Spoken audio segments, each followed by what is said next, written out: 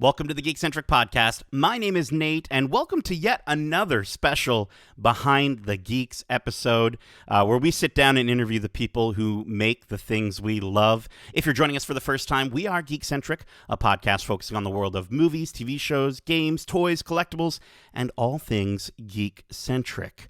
Joining me for this witch's brew of interviews. I don't know why I'm going like Dracula there. We have my brother, Kevin Hudson. How's it going today, Kevin? I am doing splendidly, thank you. Excellent. Kevin, before we get into things, we've been covering and talking about Hocus Pocus quite a bit over the last week, and I've been meaning to ask you, with which witch would you share a sandwich? I don't. It's tough to do this without being a little mean. It wouldn't be Mary. I think her and I both have. Oh no. Her and I have good appetites, so I think we'd each want our own Sammy. Winifred, she doesn't seem like she's the sharing type. I think Sarah's the sweetest of them all, so I would definitely pick her. Of course, and you've already got your own Sarah Sanderson. If you will. So yeah, and she's not much for sharing food, so I could definitely use a new Sarah to share food with. See, I was going to go with Mary Sanderson just because she's always hungry, right? And she seems so delighted by anything and everything. I think you could just shove a few raspberry skin cleansing face masks into a roll, and she'd be totally good. It would be delicious. I don't know. Yeah. It would be, yeah. Awesome. Well, before we get to our special guests, I want to let everyone watching or listening know that our spoiler-free review for Hocus Pocus 2 is out right now. And spoilers, we really enjoyed it. So definitely check that out. On top of that, we have a ton of other content, great content that we've released recently, other interviews with folks like Dan Whitney, a.k.a. Larry the Cable Guy. We got her done with the voice of Mater, so definitely check that out. We also have an interview with director Kat Coiro, who is the director of few of the episodes, or 6 of the episodes, of She-Hulk Attorney at Law, as well as lead writer of that series, Jessica Gao. And we also had an interview recently with the songwriting duo behind the live-action Pinocchio. Justin sat down with Alan Silvestri and Glenn Ballard, and we have so many more interviews and reviews, so be sure to subscribe on YouTube or on podcast services of your choice. But today, as you can probably tell from the title of this episode, we are talking with some magical folks behind a movie, honestly, 29 years in the making. That's right. Today, we welcome onto the podcast from Hocus Pocus 2, director Anne Fletcher, alongside cast members WHITNEY PEAK, BELISSA ESCOBEDO, LILIA BUCKINGHAM, Sam Richardson, and the legendary Doug Jones, Billy Butcherson himself. A huge cauldron-sized thank you to our friends at Disney Studio Canada for allowing us to take part in these interviews. We always say it, but it does mean so much to us to get the chance to talk to these incredible creators and directors and performers who make the things we love. So, without further ado, let's get to the interviews. That's kind of sounded like I was doing a spell there, Kevin. I don't know. Hey, Whitney, Belissa, Lilia, welcome to the Geekcentric Podcast. My name is Nate. How are you doing? So good. How are you? Yeah, doing good. Were you just talking about how Canadians say sorry? Is that what you're just talking about now? I knew he heard you. How did you hear that? It's okay. Don't worry about it. We're very apologetic here. It's totally fine. I love Canadians. Yeah, we all do. Yeah, there she is. Canadian. First off, congrats on the movie. You were all excellent in it. I do have to admit something though. I only watched the first Hocus Pocus movie like days before watching the sequel.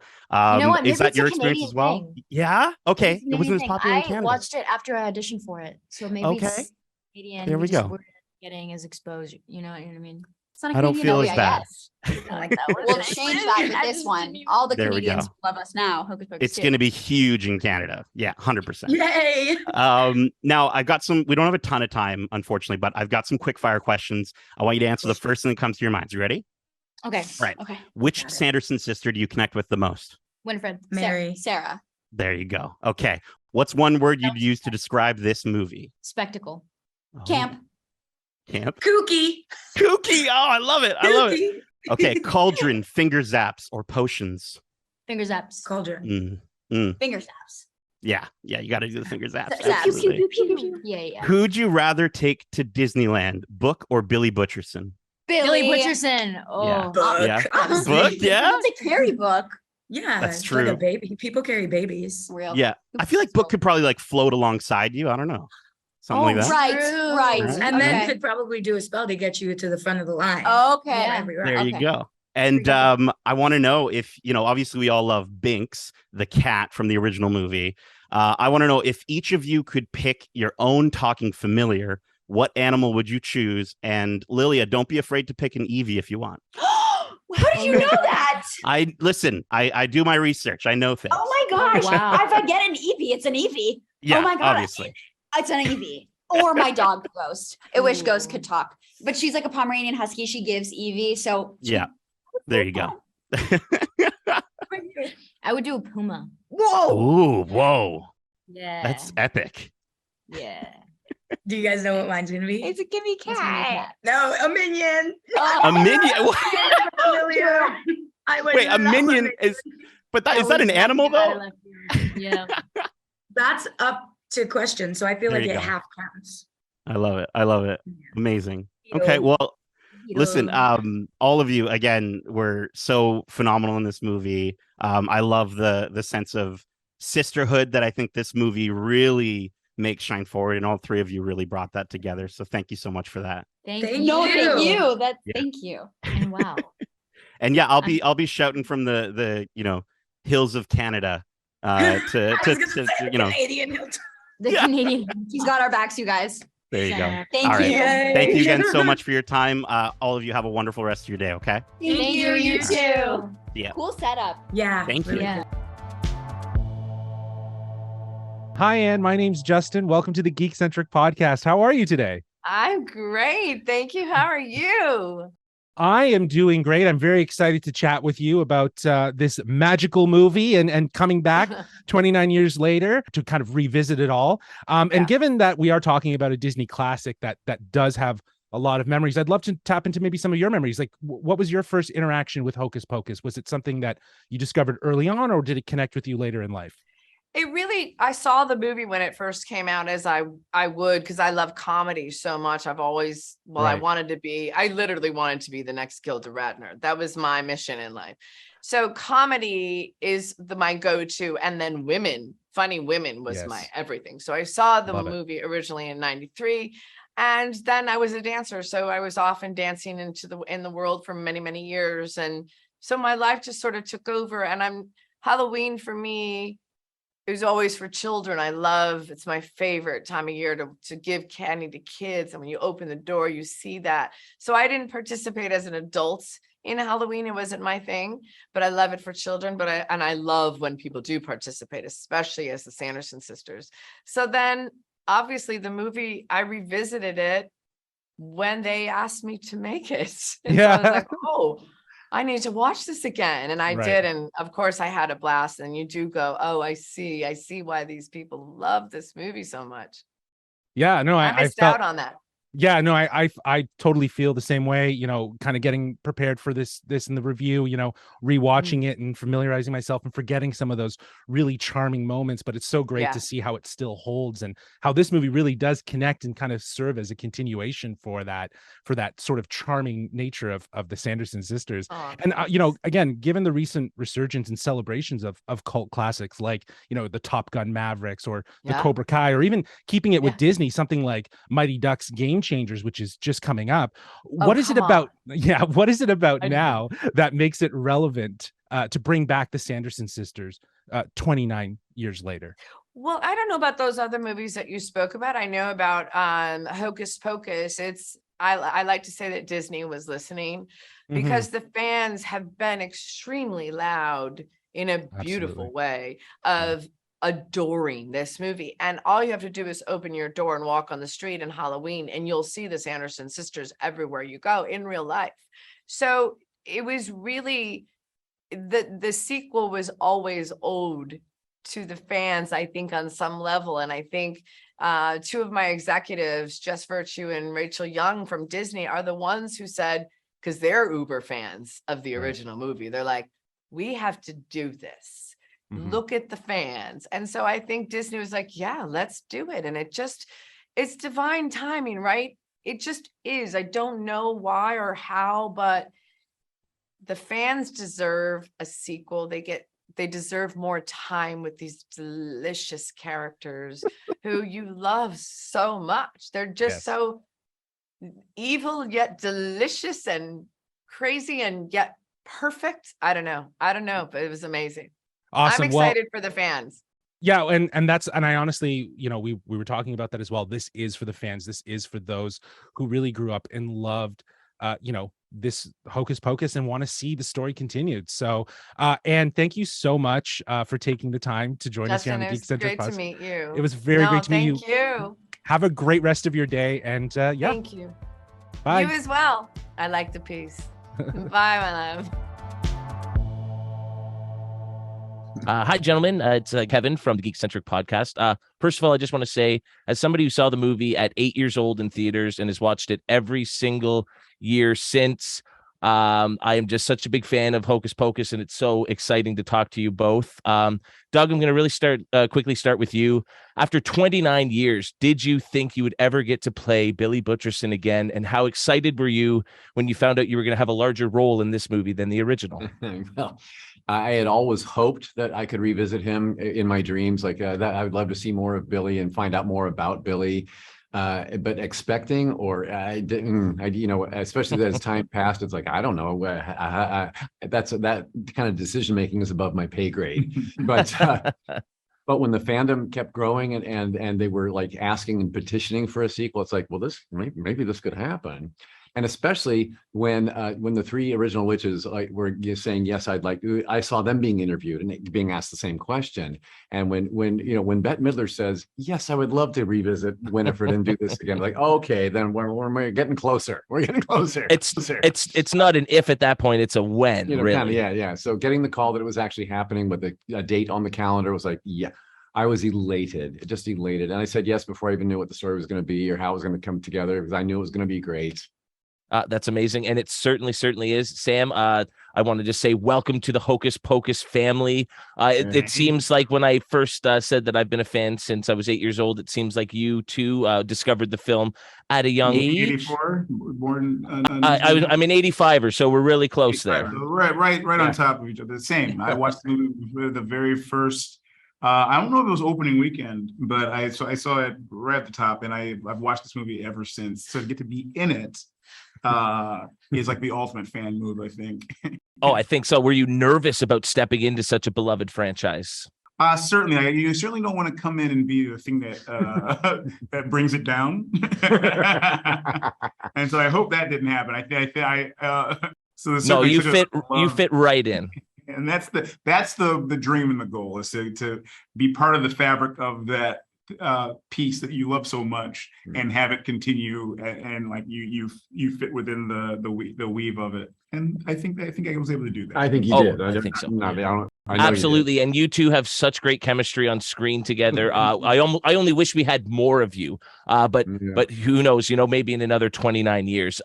Really quickly before I go here, I did want to play a quick game. It's a classic, but we'll do it with a PG Disney spin. I want to know, kiss, marry, curse for the Sanderson sisters. Kiss, marry, or curse. Kiss, marry, curse. Okay. Well, I would like to. Can I start? Yes, please. Because as the story goes in the first movie, I did kind of leave one for the other. So I would kiss Sarah. I would probably marry Mary, because she seems like the stable one, believe it or not, even as goofy as she is. And of course, curse Winifred. Billy has nothing good to say or think about her. No, absolutely. That's exactly where I thought you'd go with that. Okay, good. Thanks. Yeah. I think I would kiss Sarah because she's boy crazy. I would marry Mary because she's like the most supportive out of the three of them. She supports her sisters. Therefore, she'd be supportive of her husband, I think, as well. Yeah. And then curse Winifred because she's the one who curses. Kind of these are the things that, like, it's all in the name, right? Exactly. Yeah. Exactly. Mary, curse the cursor. There we go. Perfect. Well, gentlemen, thank you so much for taking some time. Best of luck with the movie. I think it's going to wow people over and become a new holiday tradition for everyone. So best of luck and have a great day. Thanks so much. And we're back. Well, I gotta say, Kevin, that was almost as lovely and as wholesome as the movie itself. Don't you think? I think so. They were all just so nice and so open to talking about it, and I think it showed how excited they were for the movie and for fans to finally get to see it. Absolutely. Kevin, how was it getting to chat with the icon, the legend, Billy Butcherson himself? Well, I mean, I've got my Billy Butcherson tombstone here behind me. I mean, that's a character that's, been a part of my Halloween, and anybody who listens to the show knows how big Halloween is for my wife and I. And so Billy Butcherson has just been this character that is integral to Halloween every single year for us. And so to finally get to talk to him, as brief as it is, I mean, these interviews are always so quick and you wish you could ask 100 questions. But just that little, that brief moment to hear how he was excited to come back after 29 years. And so as a fan, it was like, oh, it's so awesome to have this character back, and to get more of him in the movie also made it that much better. Yeah, man. Doug Jones, calling him legendary. He's Abe Sapien from Hellboy, Pale Man from Pan's Labyrinth. Like, the guy is known for incredible monster portrayals. So he's just such a perfect fit with obviously this. I guess we can call it a franchise now that there's more than one of them. Exactly, Is that fair to say? Exactly. Yep. I loved how you connected with Sam over kind of when you both saw the movie. It was nice to see. Yeah, we bonded over that. We're about the same age and had similar experiences with it. And so that was definitely really cool to hear. And so I can only imagine if he's as big a fan as I am to all these years later be a part of that now must have been so exciting for him. So good. And then, dude, I gotta applaud you because when I did my interview, I was trying to think of what do I do with 3 people for 4 minutes, right? Or I think I got it 3.5 minutes. But I got to applaud you with the Kiss, Marry, Curse. Was perfect. I completely agree with both Sam and Doug with those answers. I was so stoked that you didn't have to explain the rules for the game, because as you said, it gets such a short amount of time, they just knew, and that is kind of a theme with everyone from this movie, is they just get it. They get the movie, they get the world they're in, and I was happy to see that they understood the rules of Kiss, Marry, Curse. Exactly. I would maybe only switch up. I would marry Mary. I've had a crush on Kathy Najimy as Mary since I was just a kid. I don't like it's maybe the character she plays in Sister Act that really just I fell in love with her there.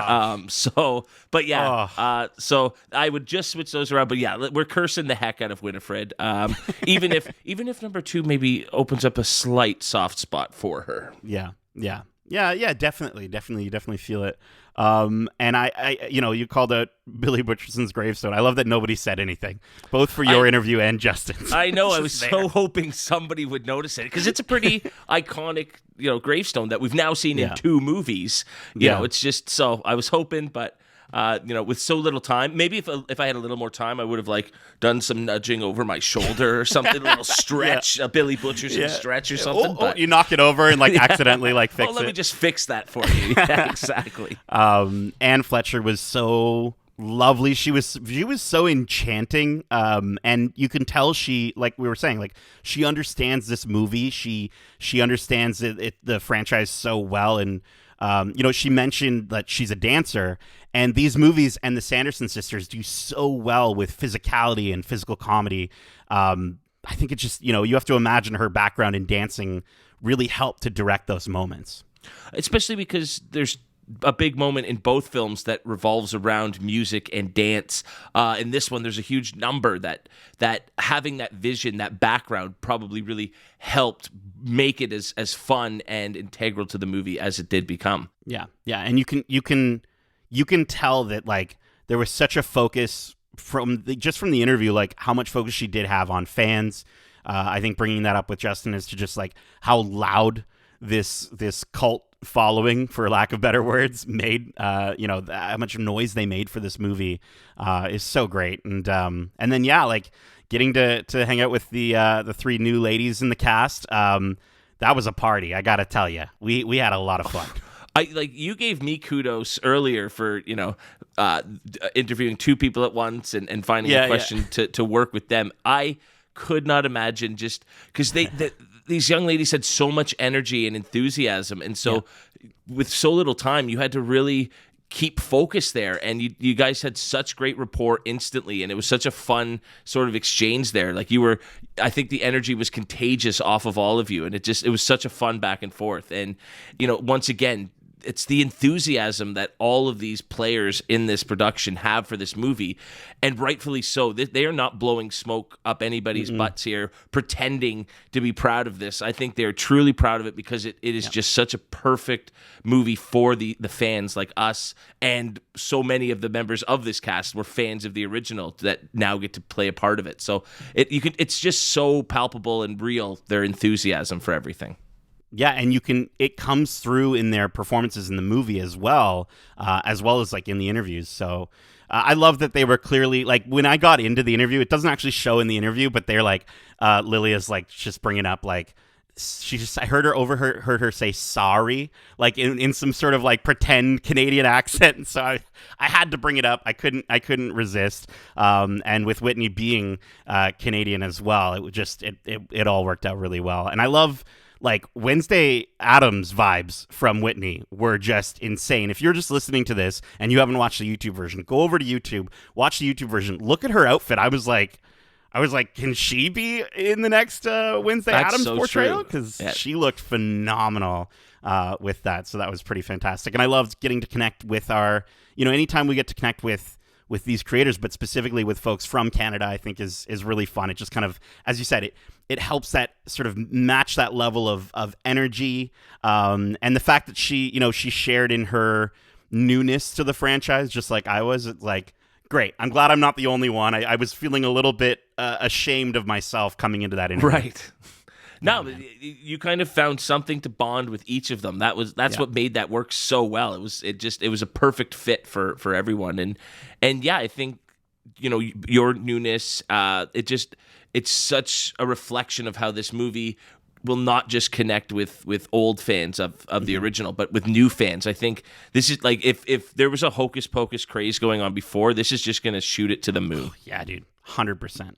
And Kevin, just to wrap things up here, I want to know about yourself. Who would you rather go to Disneyland with, Book or Billy Butcherson? See, I mean, as a big guy, I always like to ride with a smaller person just so I have a little bit. This is on a plane. This is at a ball game. Yeah. This is on ride. I have a little bit more leg room, arm room. So Billy would be great in that regard. I'm not sure about the bad breath. That might not be fun as the wind's blowing in your face. Yeah.